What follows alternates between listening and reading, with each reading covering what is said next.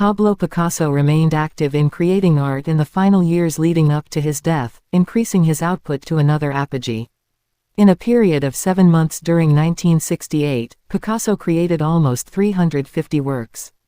Alfred H. Barr Jr., the first director of the Museum of Modern Art in Manhattan, New York, stated, "Unlike most artists, age did not slacken his energy, he worked on uninterruptedly to the end."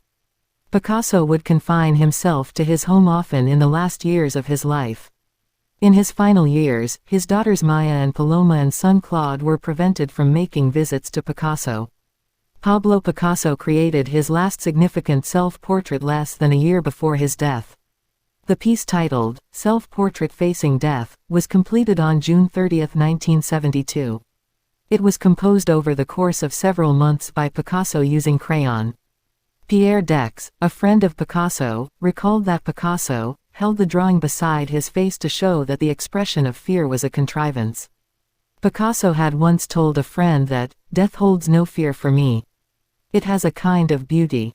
What I am afraid of is falling ill and not being able to work. That's lost time." In the weeks leading up to his death, Picasso, who had been reportedly in ill health, had been working sedulously in preparation for an upcoming art show in May 1973 at Pope's Palace in Avignon, France.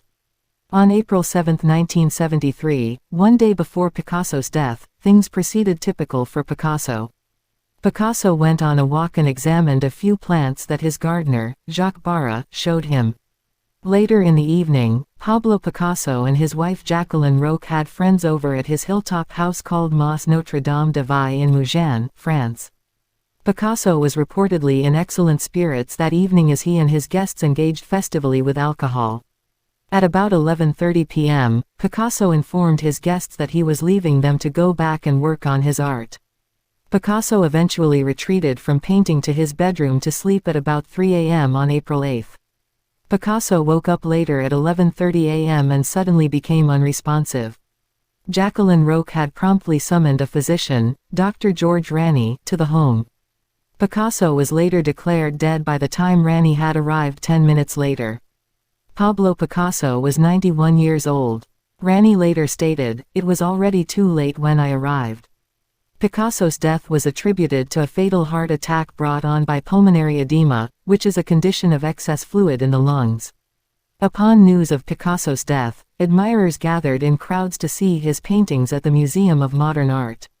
Spanish politician and former Foreign Minister Julio Álvarez del Valle made a statement about Picasso after his death, stating, "I consider him not only the greatest painter of the century but also one of the greatest of Spaniards. He was a great patriot, a defender of the rights of the Spanish people." Picasso's funeral proceedings were delayed until the arrival of his son, Paulo. Picasso had a small private funeral service held for him on the afternoon of April 16, 1973. Pablo Picasso's long-term mistress, Marie-Thérèse Walter, and old friends of Picasso were denied entry into the service by police. After the service, his body was arranged by Jacqueline Roch to be transported and buried on the grounds of Château de Vauvenargues, his former residence near Aix-en-Provence, France. Authorities had refused to allow Picasso to be buried on the property of his most recent residence in Mougins. Picasso's 3 estranged children placed a sizable wreath of flowers at a cemetery in proximity to the chateau. Maya Picasso later stated, "That was as close to our father as we could get. It's sad. The whole situation is very delicate." Jacqueline Roch was later buried next to Pablo Picasso after committing suicide by shooting herself in 1986 at the same Mougins residence where he died.